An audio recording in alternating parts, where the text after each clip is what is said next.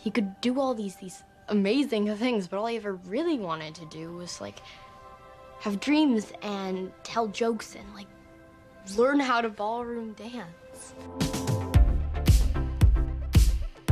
Picard, Episode 7 is personally my favorite episode of the series so far. It balances the action on the Borg cube with suspense on La Sirena and the nostalgia and character development with Picard, Soji, and the Riker family. Let me know what you thought of the episode down in the comments. And the episode also has more callbacks and Easter eggs than we've seen in a long time, so let's get right into it. The name of the episode is Nepenthe, which is from the Odyssey. It's a wine or drug that Helen takes to ease her suffering, so the word means not sorrow or anti-sorrow. In this episode, it has a couple of meanings. One, it's the name of the planet where the Rikers live, a planet where Soji can heal after all she's been through. Will and Troi also came to this planet originally to heal their son because the soil has regenerative powers. But the episode also refers to Raffi and Allison's storyline. When she's having a panic attack, Raffi tells her, "You come along for a ride with Auntie Raffi.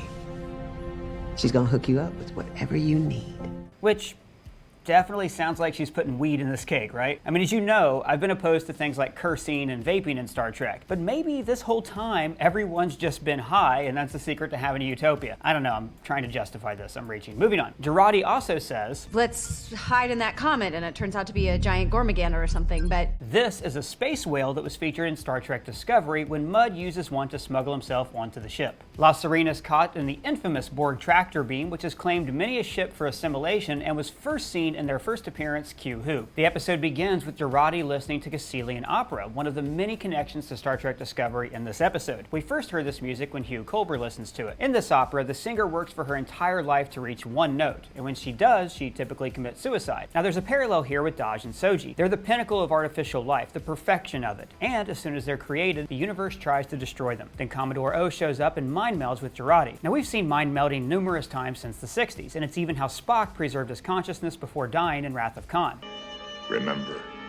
In this mind meld, we see several disturbing images that I'm going to break down at the end of the video when we talk about our theories for what is actually happening here. But now let's dig into some sweet TNG Easter eggs. It's nice to see that Riker and Troi are still happily married after their wedding in Star Trek Nemesis. They named their daughter Kestra after Troi's sister who drowned when Deana was a baby. Loxana Troi, her mom, forbade her family from ever mentioning her for years, so Deana didn't even know she existed until the episode Dark Page. Naming her daughter after her is a sweet way for her memory to live on. Their son's name was Thaddeus, and he seems like the coolest nerd ever with his 300-page book of a language that he invented. Now this is the kind of kid who would have constantly updated Memory Alpha if he lived in our universe. He was most likely named after Riker's ancestor, Thaddeus Riker, a Union officer in the Civil War. Hugh revealed that he saved this officer's life in the Voyager episode Death Wish. As a matter of fact, he carried your wounded ancestor back from the front line, didn't you?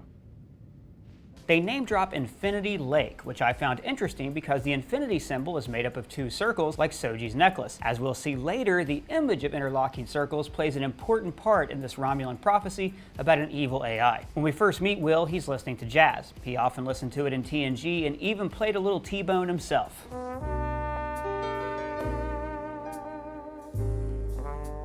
And if that woman in the jazz bar looks familiar, maybe it's because that's your mom. Will mentions they've had problems with the Kzinti, who appeared in 2 episodes of the animated series, Time Trap and Slaver Weapon. None of my crew has yet tasted human meat as our ancestors did. And then we get to Kestra name-dropping all of Data's greatest hits. You play the violin? Like when he learned to tell a joke, to dance, and his love for Sherlock Holmes. Data played Sherlock in several holodeck adventures, like in the incredible episode Ship in a Bottle, which is about an artificial life form from the holodeck gaining sentience. I am alive, and I am aware of my own consciousness. And finally, she mentions that Data wanted to have dreams. And Will also mentions Data's trademark head tilt. Riker spends most of the episode cooking, which is one of his favorite hobbies on the Enterprise. And Riker calls Troi Imzadi, which is the Betazoid term that means beloved. Do you remember what I taught you, Imzadi?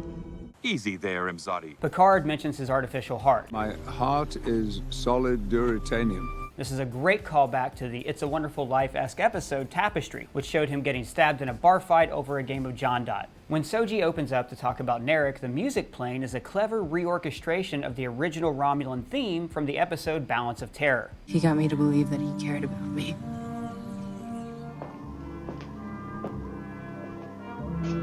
There's also name drops of a couple important places. He's been everywhere from Kronos to Tychon's Rift. Kronos is the Klingon homeworld. And Tychon's Rift is from the episode Night Terrors, and it's an important episode for Deana Troi. When the rest of the crew was incapacitated by a telepathic alien, Troi was the only person who could communicate with it, and she saved the Enterprise. And Troi also plays counselor again, giving Picard advice, though for my money, Guinan was always a better ship's counselor than Troi. Back on the Borg cube, we get the really bummer death of Hugh. I was that much of a hopeful fool again for a minute.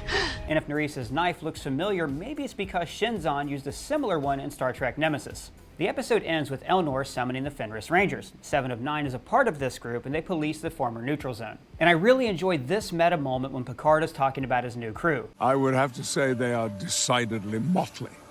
There's been nothing but drama since we left Earth orbit. Because, in a sense, he's comparing this new kind of vaping, cussing Star Trek to the classic and 90s Trek that we're all familiar with. You guys, this is so cool. So sorry. Now let's break down the mind meld, the trailer, and theorize about what is actually going on here. As always, tell me your theories down in the comments. So, here's what I'm thinking. In the mind meld, we see Commodore O taking part in a ceremony on Vulcan. At least it looks like Vulcan. The people at the ceremony have a vision of planets exploding that drives them insane. They kill themselves and they rip off their faces. At the center of these visions is a robot that, if you look here, has the indication of human skin. I think that this ceremony actually happened thousands of years ago, before the Vulcans and Romulans even split. The reason we see Commodore O here is because this vision has been mind melded throughout the generations, so there will always be a group to watch out for synthetic life that makes all of this disaster stuff happen. Somehow, the images of linking circles are involved. Raffi gets screenshots of the room where the Disordered meet, and she's very interested in these images. Remember, she was obsessed with the conspiracy theory about the synth attack on Mars. Tell me how it wasn't really the synths. Tell me about the Conclave of 8. So what if these images line up with part of her research? And where else have we seen linking circles? On Daj and Soji's necklaces, and in the moons above her homeworld. The vision is also very similar to Spock's in the show Star Trek Discovery. In the episode, if memory serves, Spock mind melded with the Red Angel and sees an AI called Control destroying all life in the galaxy. I mean, look, these two visions are almost identical. There has to be some kind of connection. Now, Control was an AI built by Section 31. They're like the Starfleet CIA. Control became unstoppable after it absorbed information from an ancient glowing red sphere. The Discovery crew sent this AI into the far future, but maybe it's found a way to return. Maybe Control is so advanced that it can make a connection with an advanced AI in the past. I mean, weirder things have happened in Star Trek, like when Tom Paris went real fast and turned into a lizard. In the trailer, La Sirena encounters a giant rift in space, which could be a tachyon anomaly that lets Control link to the past. Picard encountered a similar tachyon anomaly in the TNG finale, All Good Things. Well, that's my theory, guys. If you have any, let me know in the comments below. And if it's your first time here, please subscribe. For Screen Crush, I am Ryan Airy.